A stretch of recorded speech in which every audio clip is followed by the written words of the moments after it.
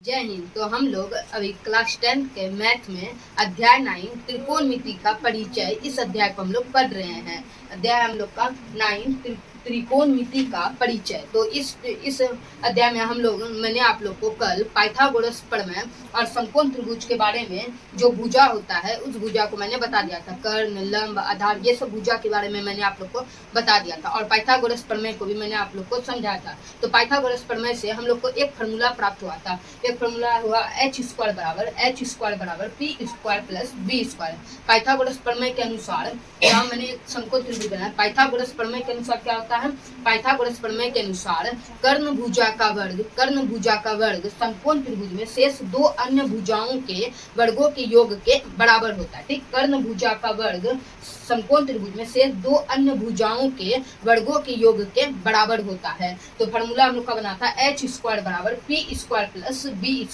h² बराबर p² plus b²। ये सभी मैंने आप लोग को बता दिया था कि समकोण त्रिभुज में 90 डिग्री कोण के ठीक सामने वाले भुजा को कर्ण भुजा बोलते हैं। थीटा कोण को अगर मान लेते हैं, c को थीटा कोण मान लेते तो थीटा कोण के ठीक सामने वाले भुजा को हम लोग लंब कहते हैं और BC भुजा को आधार कहते हैं। ये मैंने आप लोग को बता दिया। तो एक फार्मूला बना था हम लोग का h² बराबर p² प्लस b²। तो h बराबर स्क्वायर था तो इधर आकर रूट हो जाएगा। तो h बराबर √p² प्लस b²। तो अब इससे हम लोग आगे फार्मूला को समझते हैं। देखिए, समकोण त्रिभुज में कर्ण भुजा सबसे बड़ी भुजा होती है। तो p² बराबर क्या हो जाएगा? p² बराबर कर्ण भुजा में हम लोग घटाएंगे तो h² माइनस b²। तो p² बराबर क्या हो जाएगा? p² बराबर h² माइनस b²। तो p बराबर स्क्वायर है, इधर आकर रूट हो जाएगा, √h² माइनस b²। तो p बराबर √h² माइनस b²। b² बराबर क्या हो जाएगा? b² बराबर हो जाएगा h² माइनस p²। ठीक, b² बराबर क्या हो जाएगा? b² बराबर h² माइनस b²। तो b बराबर स्क्वायर तक इधर के रूट हो जाएगा, b बराबर √h² minus p² minus p²।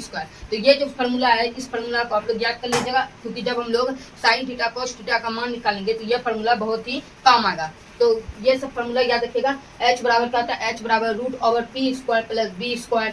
p बराबर क्या होगा? अगर लंब पूछ दे तो p बराबर होता है फार्मूला √h² माइनस b² और b बराबर हो जाएगा √h² माइनस p²। तो ये तीन फार्मूला आपको विशेष से आप लोग याद रखिएगा। जब हम लोग साइन थीटा कॉस थीटा मान निकालेंगे तब ये बहुत ही काम आएगा। फार्मूला को समझ लिया था। तो अब हम लोग त्रिकोणमितीय अनुपात को समझते हैं। ठीक, दूसरा टॉपिक को हम लोग समझते हैं। टॉपिक है त्रिकोणमिति के अनुपातिक मान, त्रिकोणमितीय अनुपात।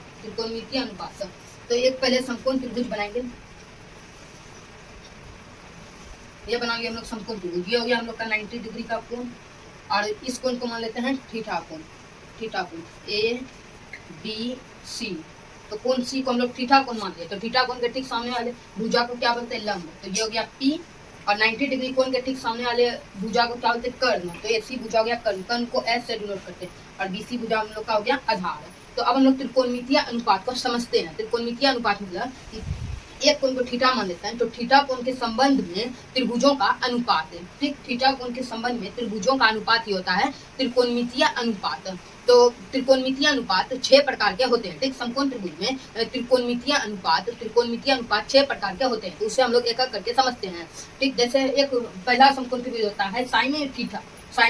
देखिए, हम लोग ऐसे बोलते हैं इसको साइन थीटा, पर इसका जो विस्तृत नाम है वह है साइन थीटा। ठीक, साइन थीटा। तो विस्तृत नाम भी याद रखिएगा, कई बार बिहार बोर्ड मैट्रिक परीक्षा में पूछा जाता है।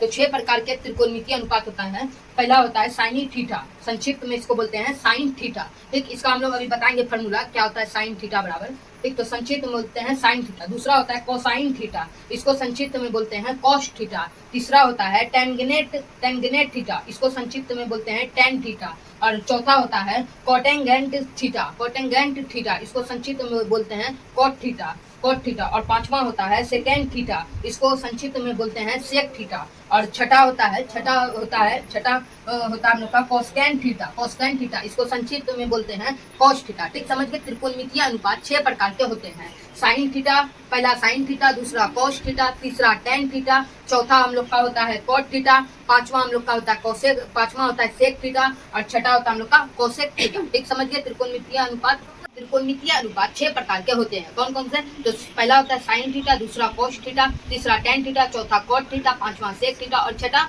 Cosec theta. तो अब हम लोग सबके मान देखते हैं। साइन थीटा बराबर क्या होता है, कोस थीटा बराबर क्या होता है, क्योंकि यह बिहार बोर्ड मैट्रिक परीक्षा में बहुत ही इंपॉर्टेंट है, इससे ऑब्जेक्टिव डायरेक्ट पूछ लिया जाता है। तो अब हम लोग समझते हैं उसको।